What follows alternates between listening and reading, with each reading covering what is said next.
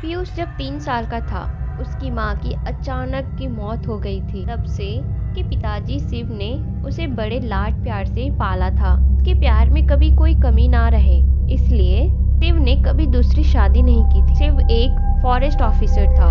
उसे सरकार से सब कुछ मिलता था, गाड़ी, बंगला, पैसा, और इसके साथ एक और चीज भी मिलती थी, सरकारी ऑर्डर। साल के पहले दिन 1 जनवरी को शिव को एक ईमेल आया था का तबादला मतलब ट्रांसफर देवगढ़ में किया गया है और उसी रात को उसे देवगढ़ के लिए रवाना होना था। शिव ने बड़ी मिन्नतें करके और वादे करके अपने बेटे पीयूष को नई जगह शिफ्ट होने के लिए मनाया था। वह दोनों सुबह 10:30 बजे देवगढ़ पहुंचे। देवगढ़ पहुंचने के बाद वहां का मनमोहक नजारा देखकर खुशी से चिल्लाते हुए पीयूष यहाँ वहाँ भागने लगा, क्योंकि वहाँ बच्चों के खेलने के लिए एक बड़ा सा पार्क था, जिसमें बहुत सारे झूले, फिसल पट्टी, स्विमिंग पूल और भी बहुत सारा कुछ था। पीयूष को खुश देखकर शिव के नए सेक्रेटरी श्याम के मुंह से निकल गया, आपसे पहले वाले एक ऑफिसर ने यह पार्क उनके बच्चे के लिए बनवाया था। उसकी इस बात पर बगल में खड़े दूसरे बड़े अफसर ने श्याम को चुप रहने का इशारा किया, लेकिन यह सुनकर शिव के मुंह से वह निकल ही गया जिसे वह अफसर सुनाना नहीं चाहता था। शिव बोला, वैसे कहाँ तबादला हुआ है उस पार्क बनाने वाले ऑफिसर का? तभी अचानक से पीयूष का पैर फिसल गया और स्विमिंग पूल में गिर पड़ा और उसे बचाने के लिए शिव बिजली की रफ्तार से दौड़ा और धनुष से निकले तीर की तरह पानी में कूद गया और उसने कुछ ही सेकंड में पीयूष को पानी से बाहर निकाला। उस वक्त दूसरा बड़ा ऑफिसर बात का शुक्र मना रहा था कि शिव ने अपने पूछे हुए सवाल का जवाब फिर से नहीं मांगा। शिव ने पीयूष को बंगले में ले जाकर बेड पे लिटा दिया। कुछ समय बाद आराम करने के बाद पीयूष फिर से उछल-कूद करने लगा। सेक्रेटरी ने शिव को उसकी जिम्मेदारियां समझा दी। शिव की हद में 100 किलोमीटर या फिर एकड़ का जंगल था और उसका सरकारी बंगला उसी जंगल सीमा पर बनाया था। शिव ने गार्ड्स को बुलाया और जंगल का राउंड लगाने के लिए उसे गाड़ी निकालने का आदेश दिया।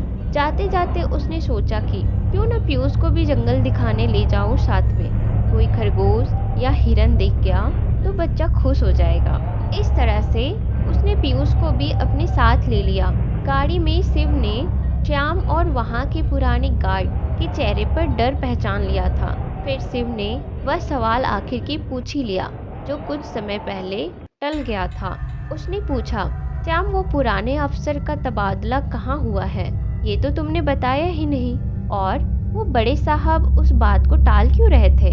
श्याम ने कुछ ठीक से पता नहीं ऐसा जवाब दिया, पर इस बात से शिव सहमत नहीं था। फिर थोड़ा दबाव डालने पर सेक्रेटरी ने सब कुछ बताना शुरू किया। उस पार्क बनाने वाले अफसर का नाम जॉन डिसूजा था। उसे तंत्र मंत्र और सिद्धियों का काफी ज्ञान था। उसका कहना था कि तंत्र मंत्र सिद्धियों की शक्ति से इंसान अमर भी हो सकता है। उसके पास जादू टोना की बहुत सारी किताबों का भंडार था जो उन्हें रात भर पढ़ता था। इसी पागलपन में उसकी मौत एक रहस्यमयी और खौफनाक तरीके से हुई, जिसमें उसके परिवार को भी दर्दनाक मौत मिली। जॉन ने सबसे पहले अपनी खुद की बच्ची को पूल में डुबाकर मारा, के बाद अपने 2 बेटों के कुल्हाड़ी से टुकड़े कर दिए, फिर बीवी पर मिट्टी का तेल डालकर जला दिया और पूरे परिवार की बलि देने के बाद आखिर में खुद बंगले के सामने वाले पेड़ पर फांसी ले ली। ये सब उसने मध्य रात के वक्त किया था। एक गार्ड ने उसे रोकने की कोशिश भी की थी, पर जॉन ने कभी पेट चीरकर उसकी अंतड़ियां बाहर निकाल दी थी। हम जब सुबह वहां पहुंचे तब उसकी बेटी का लाश पूल पे सफेद होकर तैर रही थी। के नजदीक ही उसके बेटों के काटे हुए हाथ, पैर और सिर के टुकड़े मिले थे। उसकी बीवी की जली हुई लाश आंगन में पड़ी थी और जॉन का लाश पेड़ पर लटक रही थी। बहुत ही डरावना नजारा था। बाद में उसके परिवार समेत से भी सरकार ने जंगल के बीचों बीच तालाब के पास दफनाया था। शिव ने सवाल किया कि ये सब होने तक बंगले के बाकी नौकर चाकर क्या कर रहे थे? सेक्रेटरी श्याम ने बोला, उसने ये डरावना पागलपन योजनाबद्ध तरीके से किया गया था। उस रात उसने सभी नौकरों को पैसे देकर अगली सुबह 12 बजे तक छुट्टी दे दी थी, पर सरकारी आदेश अनुसार 2 गार्ड बंगले पर रुके हुए थे। एक को तो उसने भयंकर मौत दे ही दी थी, पर दूसरा एक ऐसी डरावनी चीज देखकर भागा कि वो हमेशा के लिए पागल हो गया है। हमने उसे जंगल में से पकड़ा था, अब वो सरकारी मेंटल हॉस्पिटल में है, उस पर उपचार चल रहे हैं। वो बार बार कहता है कि वो हर अमावस्या को आएगा और एक एक बलि ले जाएगा। दिन से लेकर आज तक जो भी अमावस्या की रात उस बंगले में रुकता है, वह सुबह पेड़ से फांसी लेकर आत्महत्या कर देता है। तब से हर अमावस्या की रात यहाँ किसी को रुकने नहीं दिया जाता। गांव के पुराने पंडित जी ने बताया है कि जॉन की रूह यहाँ रुकने वाले के शरीर में प्रवेश करके उसे आत्महत्या के लिए मजबूर करती है, इसीलिए लोग मरते हैं। उसे हर वक्त अपने काम के लिए एक शरीर चाहिए होता है और आज भी जॉन की क्रूर आत्मा जंगलों में भटकती है।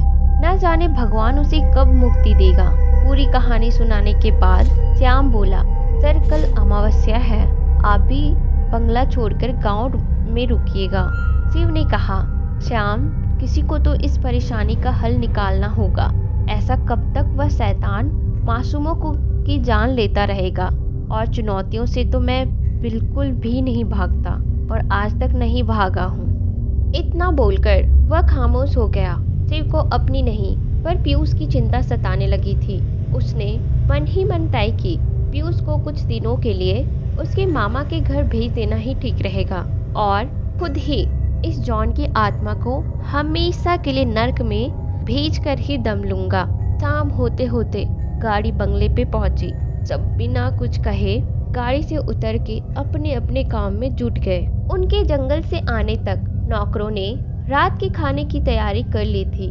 सभी गार्ड्स रात का खाना खत्म करके नाइट शिफ्ट में तैनात हो गए थे और गांव के लोग जो खाना बनाने और साफ सफाई करने के लिए आते थे, वो तो दिन ढलने के बाद ही राम राम का नाम जपते हुए अपने घर पहुंच चुके थे, क्योंकि गांव के लोग उस बंगले में रात को रुकने से डरते थे। शिव ने रात के खाने के बाद पीयूष को सुला दिया और खुद भी लेटे लेटे सोचने लगा कि शिव के मामा संग्राम से फोन करके मदद मांग ही लूं। वो बगीचे में जाकर एक बेंच पर बैठा और सिगार सुलगाने लगा। तभी सन्नाटे को चीरते हुए आने वाली एक चीख ने उसे डरा दिया। वो आवाज गार्ड्स की थी। शिव गेट की तरफ तेजी से भागा। वहाँ पहुंचने पर जो नजारा शिव की आंखों ने देखा था, उससे उसका कलेजा कांप उठा, क्योंकि मौत का तांडव शायद अमावस्या से पहले ही शुरू हो चुका था। उन दोनों गार्ड्स की लाशें गेट के पास ही पड़ी थी। शिव ने वक्त जाया नहीं किया और वह तेजी से पीयूष के कमरे के पीछे भागा, पर पीयूष अपने बेड पर नहीं था। शिव उसे आवाजें देते हुए सभी कमरों में देखने लगा। शिव की आवाज सुन के श्याम अपने कमरे से बाहर निकला। शिव ने बाहर जो देखा उससे सब कुछ बताया। फिर दोनों मिलकर के पीयूष को ढूंढने लगे। तभी स्विमिंग पूल के पानी में कुछ जोर से गिर के या फिर गिरने की आवाज आई। दोनों घर के बाहर स्विमिंग पूल की तरफ भागे। वहाँ स्विमिंग पूल पर पीयूष एक आदमी के साथ पानी पर खड़ा था। श्याम कांपती हुई आवाज से बोला, जॉन डिसूजा। वो प्रेत आत्मा शिव को देखकर हंस रही थी, मानो वो पीयूष को अपने साथ किसी और दुनिया में ले जाने को आया हो। घबराहट से शिव की सांसें फूल रही थी। उसी वक्त वो जोर से चिल्लाया और उठ के अपने बेड पर बैठ गया, क्योंकि वो सिर्फ एक बुरा सपना था और पीयूष उसकी बगल में अपने टेडी बियर से लिपट कर सो रहा था। उसके बाद शिव ने संग्राम को फोन करके कुछ देर बात कर ली। फोन रखने से पहले संग्राम सिर्फ इतना ही बोला कि मैं कल समय पर पहुंच जाऊंगा, क्योंकि दूसरे ही दिन अमावस्या थी। शिव पीयूष के साथ हनुमान जी के मंदिर माथा टेक आया और वहां के पुराने पंडित से पहचान भी कर ली। शिव ने एक रात के लिए पंडित जी के पास पीयूष को रखने की मंजूरी ले ली और सुबह अपने कामों में लग गया। शाम होने के साथ ही सभी गांव के कर्मचारी डरते हुए अपने अपने घर जा चुके थे। शिव की हिम्मत देख के उसके साथ साथ गार्ड्स और सेक्रेटरी एंड श्याम भी रुका था। शिव ने उन्हें अपनी योजना बताना शुरू किया। शिव ने कहा, जॉन की रूह को अपने काम को अंजाम देने के लिए एक शरीर की आवश्यकता होती है। उसे हम में से किसी को मारने से पहले उसके शरीर में प्रवेश करना होगा। तो हम सबको बस उसे कुछ देर के लिए उलझा करके रखना होगा। जिसके शरीर में भी जॉन की आत्मा होगी उसे पकड़कर या फिर बांध कर रखना है। उसके बाद उसे हमेशा के लिए मुक्ति मिल जाएगी। ठीक रात के 12 बजे एक गार्ड ने श्याम का गला दबाने की कोशिश की। उसे काबू में रखने के लिए सबने उसे पकड़ रखा, पर में इतनी ताकत आ गई थी कि उसने सबको दूर फेंक दिया। किसी तरह उस दूसरे वाले गार्ड और श्याम ने उसे रस्सियों में फंसाकर कुछ समय के लिए काबू कर लिया। तब तक शिव ने बंदूक की एक गोली आसमान में चलाकर किसी को सिग्नल दिया और कुछ ही मिनटों में रस्सियों में बंधा हुआ वह गार्ड ऐसी हरकतें करने लगा जैसे कि किसी ने उसको जला दिया हो। उस वक्त जंगल के बीचों बीच गांव के पंडितों और संग्राम जॉन डिसूजा को उसकी कब्र में ही जला रहे थे और कुछ ही समय बाद वह गार्ड नॉर्मल हो गया। बाद में शिव ने सबको समझाया कि काले जादू की किताब में एक रस्म है जिससे जॉन उस कब्र में रहते हुए भी जिंदा था। यहाँ उसकी आत्मा सिर्फ अपनी भूख मिटाने को आती थी, जो कि किसी मासूम की जान लेकर मिटती थी।